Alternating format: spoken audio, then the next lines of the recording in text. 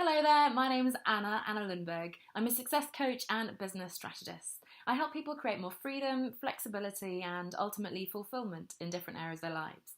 And today I'm wearing yellow, I've got some yellow roses over there, and I'm talking about confidence. Now, there's a lot of talk about imposter syndrome. We often say, I don't think I'm good enough. We worry about not being able to move forwards for whatever reason. And this is an incredibly important topic in terms of the mindset that we bring to achieving our big goals, especially in this context of career change and leaving behind the 9 to 5 towards some unknown other world.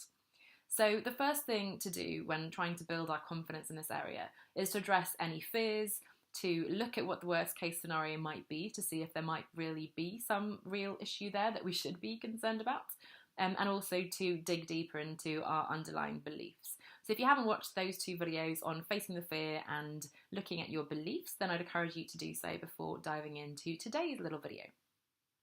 But once you've addressed those fears, once you've examined and reframed your beliefs, I believe there are 3 things that you need to do in order to build your confidence in this area. Number 1 is to work out what it is that you want to do. Number 2 is work out how you're going to do it. And number 3 is know that you're going to do it. So to talk through each of these in turn, first of all, it's about getting clear on what it is you want to do. And I talk about this all the time. I really do believe it is the number 1 reason why we get stuck not being able to move forwards. Either we don't have a goal at all, we don't know what success looks like for us, and therefore, of course, we can't work towards achieving it. Or we have some kind of definition, some goal, but we don't know why it's meaningful to us. And in fact, probably when we reach that goal, if we reach that goal, we won't find it meaningful and we'll be back where we started. So number 1 is absolutely getting clear on what it is we want to do.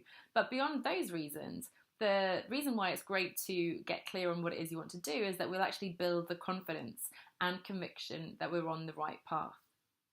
And that's important from an inner confidence standpoint, but also when it comes to defending ourselves against well-meaning advice and those naysayers who are projecting their fears and concerns onto us.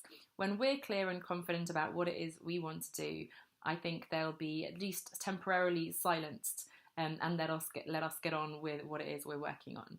So number 1 is getting clear on what we want to do. Number 2 is working out how we're going to do it. And I see a lot of people getting stuck and already jumping to 2 before they've even got number 1. So I really do encourage you to get clear on what it is you want to do before you start worrying about how you're going to do it. However, once you know what you want to do, having that plan in place, working out what your time frame is in terms of when your end goal is going to be, what your milestones are along the way, the steps you need to take. So any skills gaps that you need to fill perhaps, or a savings buffer that you need to build up, people you need to talk to, information you need to gather, and so on. So as detailed as possible, but having a plan to understand, yes, this is feasible by this particular date, this is how I'm going to do it. Number 1, clarity. Number 2, a plan for how you're going to do it. And number 3, as important, is setting yourself up for success so that you know that you will be able to do it.